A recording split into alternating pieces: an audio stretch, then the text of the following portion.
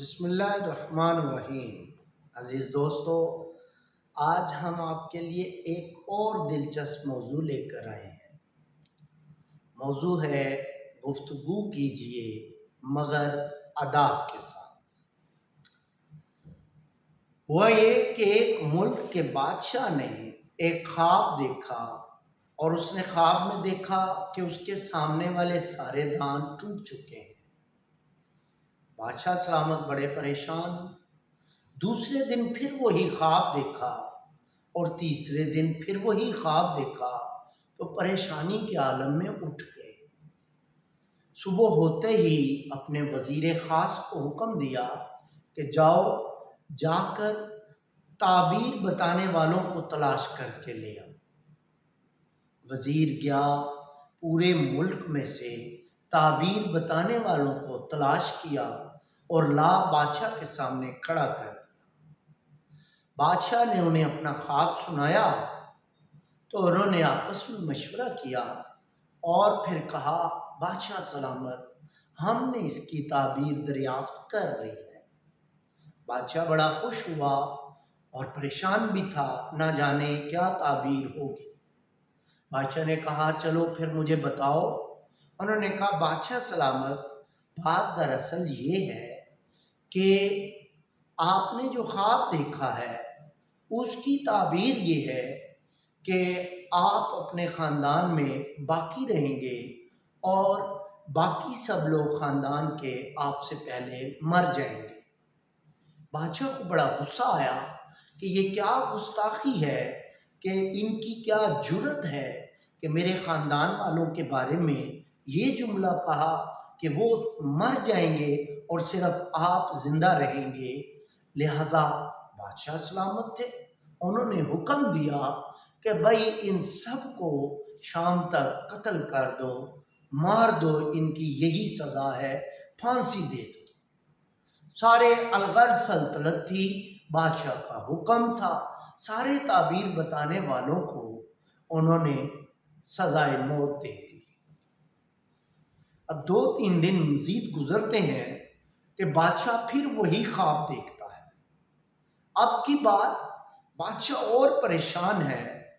پھر اگلا دن آتا ہے، اگلی رات پھر بادشاہ وہی خواب دیکھتا ہے تو پریشانی کے عالم میں اٹھ جاتا ہے کہ اس کے سامنے والے دانت سارے ٹوٹ گئے۔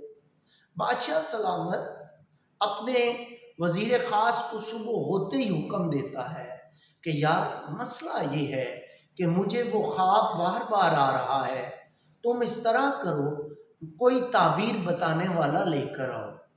وزیر بڑا پریشان، اس نے کہا، بادشاہ سلامت، تعبیر بتانے والے تو میں لے کر آیا تھا، آپ نے تو ان کو مروا دیا، آپ نے تو انہیں سزائے موت دے دی، تختہ دار پہ چڑھا دیا، اب کہاں سے تلاش کروں؟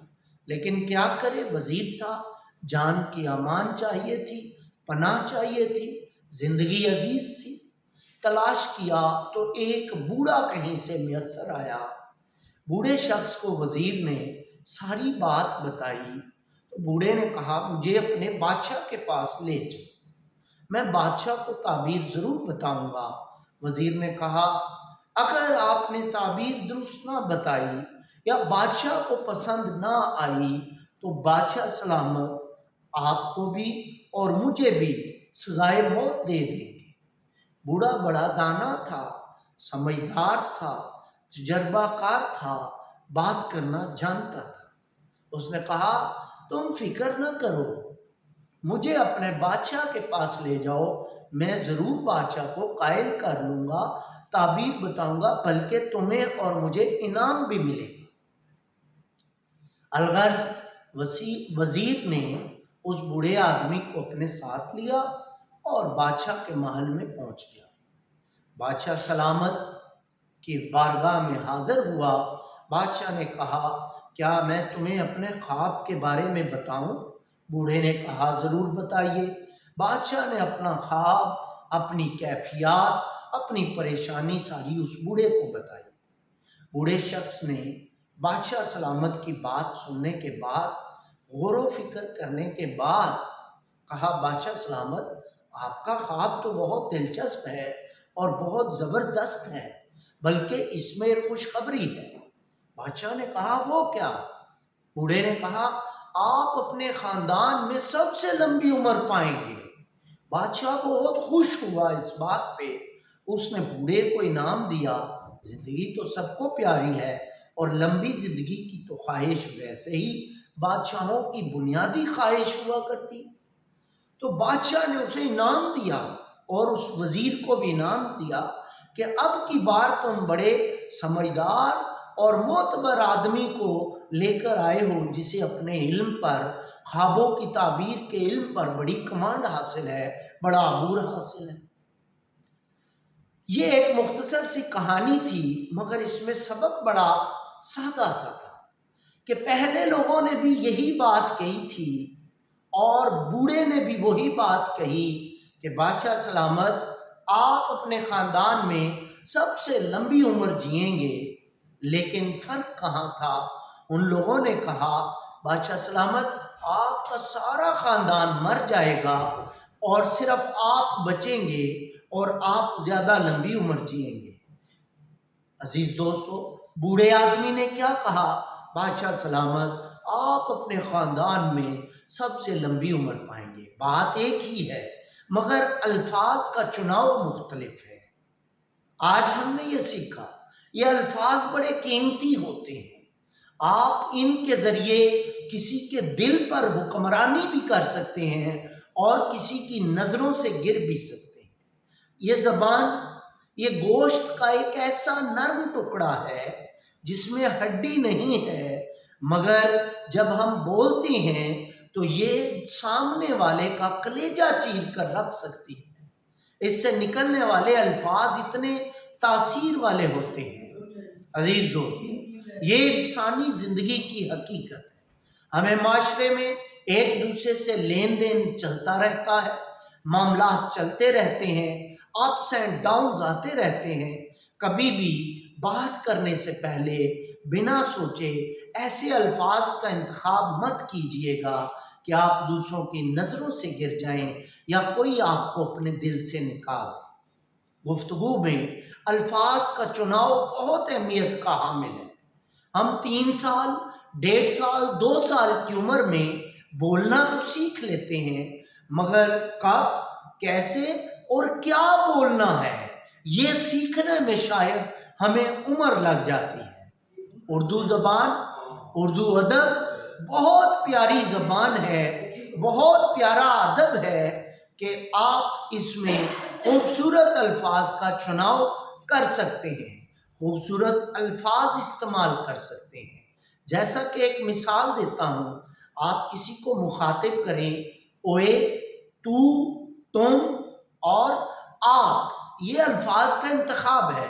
جب آپ کسی سے محبت بھرے الفاظ میں بات کریں گے، کسی کو آپ کہہ کے مخاطب کریں گے تو آپ کی اہمیت اس کی نظروں میں بڑھ جائے گی۔ عزیز دوستو، الفاظ کا انتخاب کرتے ہوئے بڑی احتیاط کیجیے، الفاظ کے چناؤ میں بڑی احتیاط کیجیے۔ محبت، عزت، ادب و احترام کے دامن کو کبھی نہ چھوڑیں۔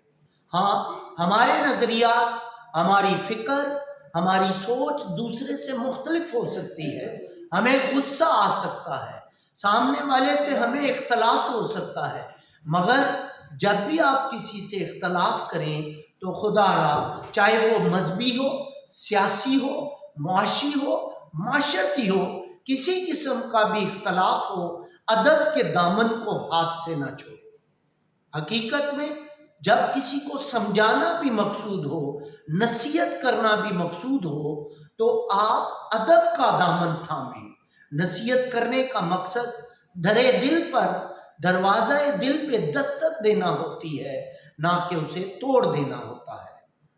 جی عزیز دوستو، امید کرتے ہیں آپ کو ہماری آج کی باتیں پسند آئی ہوں گی اور یقین کرتے ہیں کہ آپ اس پر عمل بھی کریں گے اور یہی باتیں دوسرے دوستوں سے بڑی محبت کے ساتھ، ادب کے ساتھ شیئر کریں گے، تاکہ جیسے جیسے آپ کا معیار زندگی بلند ہو، دوسروں کا بھی معیار زندگی بلند ہو۔ ہوتا اکثر یہ ہے، آپ جب بہت زیادہ مطالعہ کرتے ہیں अच्छी गुफ्तगू सुनते हैं तो आपकी ज़हनी सतह मियार फ़िक्र बुलंद होती जाती है। लेकिन आपके इर्द गिर्द रहने वाले लोग, चूँकि वो ना वो मुताला करते हैं, ना वो मुशाहिदा करते हैं, ना वो उस लेवल की गुफ्तगू सुनते हैं, तो उनकी माइंड ग्रूमिंग नहीं होती, उनकी ज़हनी सतह पस्त रहती है। नतीजा क्या होता है? आप इंटेलेक्चुअल हो जाते हैं, आप बड़े ज़हन के मालिक, बड़ी सोच के मालिक हो जाते हैं, फिर आपको उनके साथ सर्वाइव करना मुश्किल हो जाता है। क्यों? आप नेकी करते हैं अपने मियार के मुताबिक, वो आपके साथ वो सलूक करते हैं जो उनका मियार है, आप मुतनफ़र हो जाते हैं। इसका खूबसूरत हल ये है, आपको जब भी अच्छी बात पता चले जिसने आपको तब्दील किया, ऐसी बात बड़ी मोहब्बत के साथ अपने इर्द गिर्द रहने वाले दोस्तों, हम सफ़र साथियों, क्लास फेलोज़, यूनिवर्सिटी फेलोज़ और जॉब फेलोज़ के साथ भी शेयर करें। इस तरह आप खुद भी खूबसूरत माशरे का हिस्सा बनेंगे और माशरे को खूबसूरत बनाने में अपना किरदार भी अदा करेंगे। अल्लाह ताला आपकी मुस्कुराहटें सलामत रखे, दुआओं में याद रखिएगा। वस्सलाम। डॉक्टर मोहम्मद आज़म रज़ा तबस्सुम।